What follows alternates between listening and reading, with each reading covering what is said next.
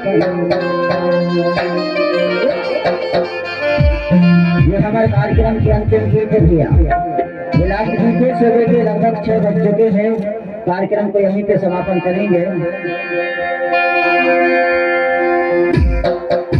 मैं चाहूँगा अगर घरवाले के कुछ स्मृति गौरी के नाम से भेंट स्वरूप मंच तक अगर पहुँचाना हो तो आप गीत संगीत के पावन बेला पर पहुँचा सकते हैं। इसी गीत में ये अंतिम गीत किसी मित्र पुरानी के नाम से माता रानी को याद करते हुए नारी मैया की चुनर मोड़ी जाए भुवन हमारे पन्ना